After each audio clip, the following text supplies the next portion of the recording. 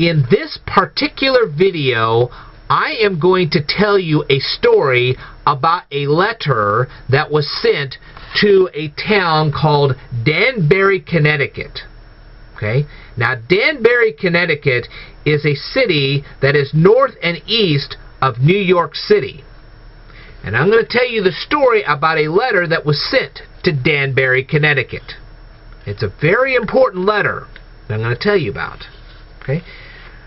Now, Danbury, Connecticut, at one time, and they probably still do have this today, I'm not really sure. You guys can let me know on, just leave a comment down here in the comments below. But they had a Baptist association. And on January 1st, 1802, a newly elected president known as Thomas Jefferson sent a letter to the Danbury Baptist Association. Okay? Now, what did Thomas Jefferson say in this letter? Well, I'm going to read it to you. He said, "Gentlemen, the affectionate sentiments of esteem and approbation." Now, what is approbation? Well, I looked that up. The word approbation is derived from the Latin verb approbare, which means to express approval. Okay? So,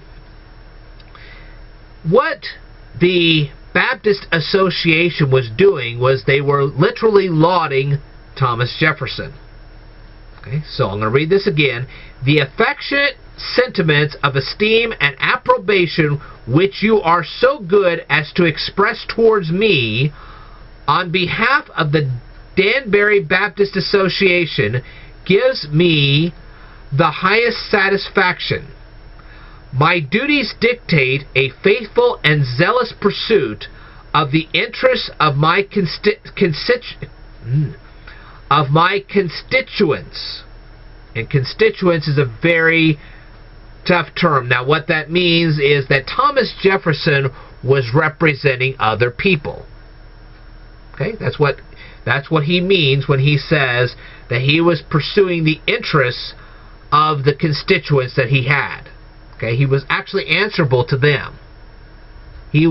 Thomas Jefferson, in the most basic sense, was a public servant. That's what he was. He got elected into an office where he was serving the people. Okay? Now, let me read this again.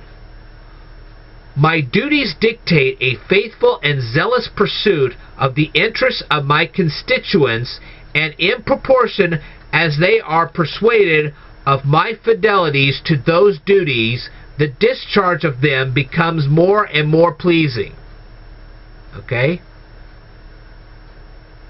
Because what Thomas Jefferson is saying is because he is being lauded by the Baptist Association, it makes it all the more easier for him to conduct the affairs that he's trying to conduct as a public servant.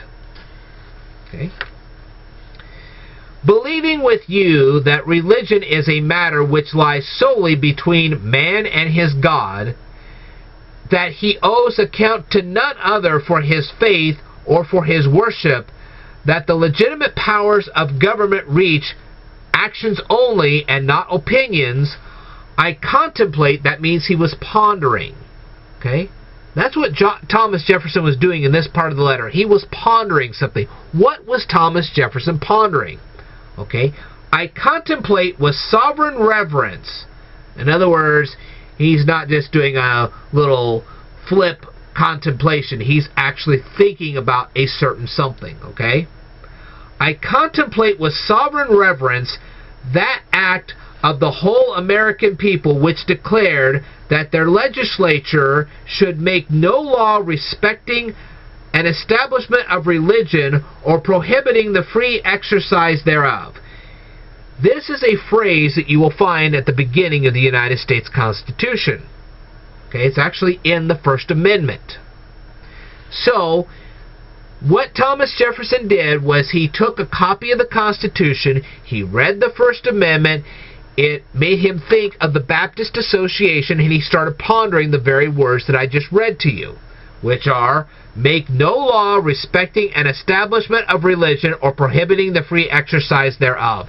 That's what Thomas Jefferson was contemplating or pondering, as I was saying, okay?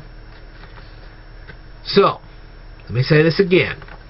I contemplate with sovereign reverence that act of the whole American people which declared that their legislature should make no law respecting an establishment of religion or prohibiting the free exercise thereof, thus building a wall of separation between church and state.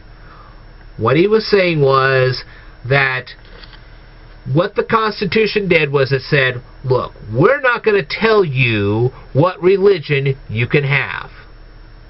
And this was very important. And I'll get into that a little bit later.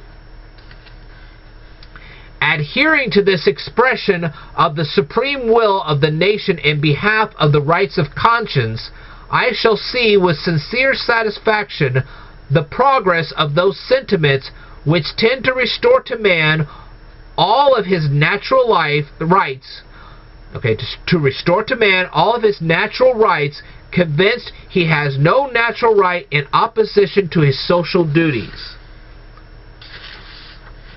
Thomas Jefferson went on to write, I reciprocate your kind prayers for the protection and blessing of the common Father and Creator of man, and tender you for yourselves and your religious association assurances of my high respect and esteem. What he was saying was he literally respected the authority, or maybe authority is not the best word. He actually respected the sentiments, maybe, if you want to go with that, of the Baptist Association. He had high regard for the thoughts and the feelings of the members of the Danbury, Connecticut Baptist Association. Now, what does all this mean? Whenever people start saying separation of church and state, that is not in the Constitution. That is not in the Declaration of Independence. It was specifically written in a letter that Thomas Jefferson sent to the Danbury, Connecticut Baptist Association on the 1st of January, 1802. Now, why did Thomas Jefferson send this letter? Why did we have that specific clause in the Constitution?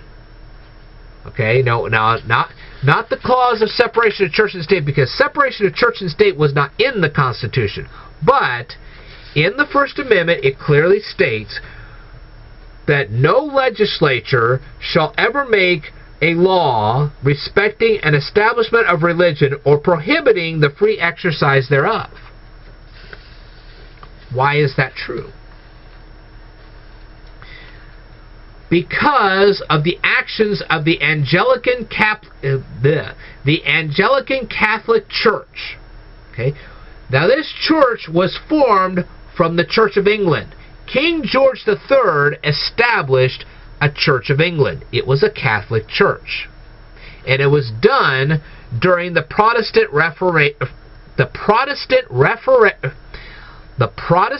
Reformation of the 16th century. Okay?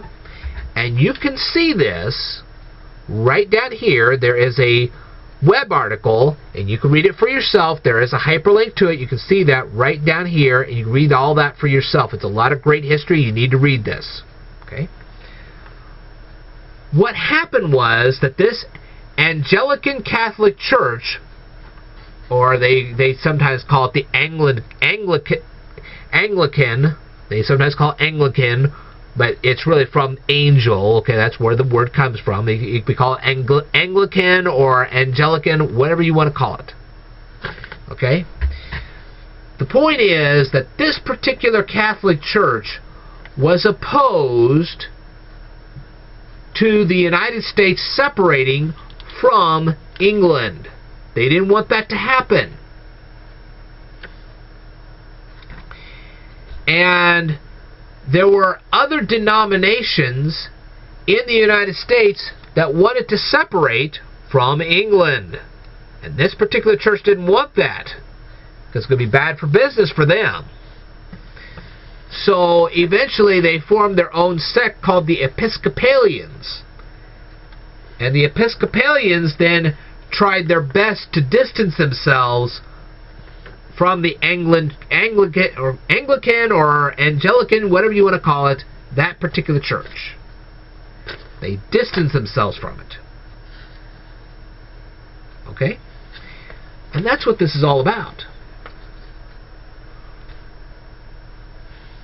The reason I made this video is because so many people place such great emphasis on separation of church and state. This was a viewpoint that Thomas Jefferson had about a key portion of the First Amendment of the United States. That was his viewpoint. Those were just his words. That was not the words of all of the Founding Fathers. It was just his words and nobody else's. And people make a big deal about this, and they shouldn't. You see what I mean? And that's where a lot of problems derive. And that's why I told you this particular story. Okay. I want to thank you guys for tuning in and watching this on this wonderful New Year's Eve. And how appropriate was it for me to make this particular presentation? I mean, that letter was sent on New Year's Day in 1802. Well, what's tomorrow?